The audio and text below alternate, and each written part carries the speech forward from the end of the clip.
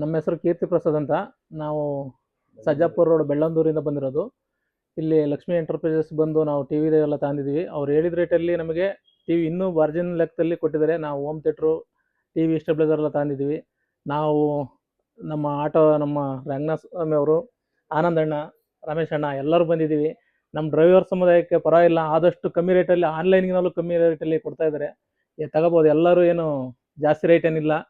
ಆದಷ್ಟು ನಮ್ಮ ಲಕ್ಷ್ಮೀಕಾಂತ್ ಅಣ್ಣವರು ನಮಗೋಸ್ಕರ ಭಾಳ ಡಿಸ್ಕೌಂಟಲ್ಲಿ ಕೊಟ್ಟಿದ್ದಾರೆ. ಕಮ್ಮಿ ರೈಟ್ ಏನಿದೆ MRP ಅದಕ್ಕಿಂತಲೂ ಭಾಳ ಕಮ್ಮಿ ಇದೆ, ಎಲ್ಲರೂ ತಗೋಬಹುದು.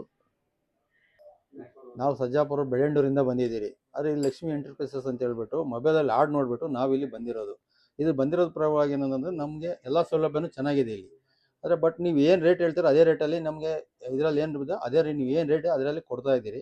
ನಮ್ಗೆ ಅದೇನು ಅಭ್ಯಂತರ ಇಲ್ಲ. ಆದರೆ 4 ಜನಕ್ಕೆ ಉಪಯೋಗ ಆಗಲಿ ಅಂತ ಹೇಳ್ಬಿಟ್ಟು ನೀವು ಏನೋ ಒಂದು ಮಾಡ್ತಾ ಇದ್ದೀರಿ. ಅದರಿಂದ ನಾವು ಅಲ್ಲಿಂದ ಹುಡ್ಕೊಂಡು ಬಂದಿದ್ದೀರಿ ಇಲ್ಲಿಗೆ. ಮನಸ್ಸು ಸಂತೋಷ ಸಂತೋಷ ಆಯಿತು. ಆದರೆ ನಿಮಗೂ ಒಂದು ಸಂತೋಷ ಆಗಿದೆ, ನೀವು ಒಂದೇನೋ ಒಂದು ಹೇಳಿ ಅಷ್ಟೇ.